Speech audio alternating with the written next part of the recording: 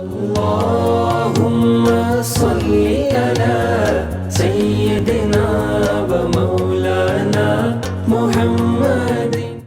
Welcome back ناظرین، ہمارے ساتھ تشریف فرما ہے بزم عقیدت میں سید رفاقت حسین رحمانی، ممتاز ثنا خواں ہیں، سینئر ثنا خواں ہیں، آج ہمارے ساتھ تشریف فرما ہے اور ان کی پڑھی ہوئی نعتوں میں سے سب سے پہلے انہوں نے جو نعت سنائی تھی آج ہمارے اسٹوڈیو میں موجود ہیں اور یہ وہی نعت سنائیں گے۔ لم یاتی نظیرک فی نظر مثل تو نہ شد پیدا جانا، جگراج کو تاج تورے سر سو، جگراج کو تاج تورے سر سو، ہے تجھ کو شہد و سرا جانا، البحر علا والموج طغا، من بے کس و طوفان ہوش ربا، من بے کس و طوفان ہوش ربا، منجھدار میں ہوں بگڑی ہے ہوا، موری نیا پار لگا جانا، کیا بات۔ انا فی عطش وسخاک اتم، اے گیسو پاک ابر کرم، اے گیسو پاک ابر کرم، برسن ہارے رم جم رم جم، دو بوند ادھر بھی گرا جانا، بس خام خام نوائے رضا، نہ یہ طرز میری نہ یہ رنگ میرا، نہ یہ طرز میری نہ یہ رنگ میرا، ارشاد عقیبہ ناطق تھا، ناچار اس راہ پڑا جانا، لم یاتی نظیرک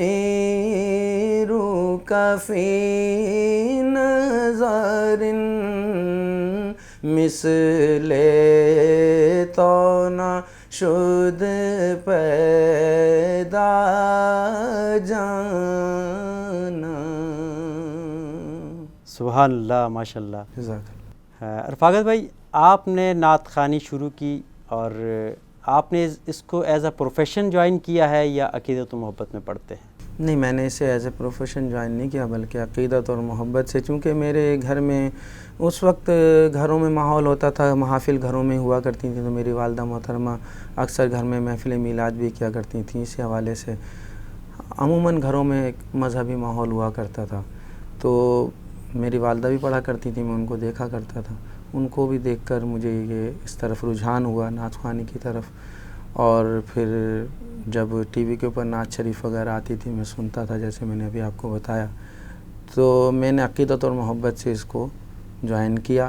اور پھر اس میں آپ کو پتہ ہے کہ جب بچہ اسکول میں طالب علم ہوتا ہے تو اساتذہ اکرام بڑا ان کا کردار ہوتا ہے اس میں. تو ان کی اپریشیٹ کرنے پر میں اس میں آیا، اور ابھی تک میں نے اسے پروفیشنلی طور پر نہیں لیا ہے، بلکہ عقیدت اور محبت سے ہی پڑھتا ہوں. اچھا، آپ کیا کہتے ہیں کہ ایک نعت خواں کو اس کو ایز اے پروفیشن اپنانا چاہیے یا نہیں؟ میرے خیال میں تو کوئی نعت خواں ایسا نہیں ہے جو اس کو ایز اے پروفیشن لے گا، لیکن چونکہ ان کی مصروفیات اتنی بڑھ جاتی ہیں کہ وہ ان کا پروفیشن نہ کرتے ہوئے بھی بن جاتا ہے. اس کو آپ اس طریقے سے سمجھ لیں کہ اگر ایک نعت خواں صبح مطلب پوری رات نعت شریف پڑھ رہا ہے. آپ نے دیکھا محافل پہلے اتنی نہیں ہوا کرتی تھیں، لیکن جب محافل زیادہ ہوئیں اور نعت خواں حضرات کو جب ایک اپنے علاقے سے دوسرے شہر سے دوسرے ملک جب اتنا کام ہوا، تو اب آپ مجھے بتائیے کہ وہ کس طریقے سے مطلب اگر میں کسی ادارے سے وابستہ ہوں، ابھی میری اتنی مصروفیات نہیں ہوئی ہیں، تو میں اپنے ادارے کو کیسے ٹائم دے پاؤں گا؟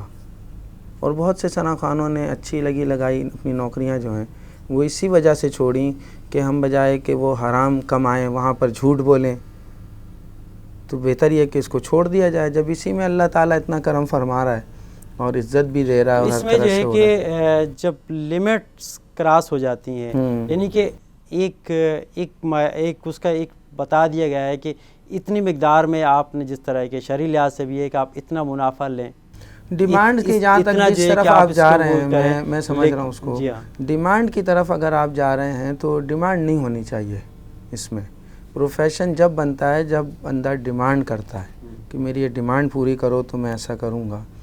تو اس کی بھی وجوہات ہیں کہ وہ ڈیمانڈ کیوں کرتا ہے، اس کی بھی کافی وجوہات ہیں کہ آپ ڈیمانڈ کی طرف کیوں جا رہے ہیں. جب آپ یہ دیکھتے ہیں کہ میں ایک شخص کے لیے مثال کے طور پر مجھے ایک اپنا ہی واقعہ یاد ہے کہ ایک صاحب نے میں گلشن حدید میں رہتا تھا، اب میں آج کل ملیر میں ہوں، میں گلشن حدید میں رہتا تھا. تو ایک صاحب میرے پاس آئے بڑی عقیدت اور محبت سے، کہنے لگے میرا پروگرام اورنگی ٹاؤن میں ہے فلاں تاریخ کو، اگر میں آپ کو بلاؤں تو آپ آئیں گے؟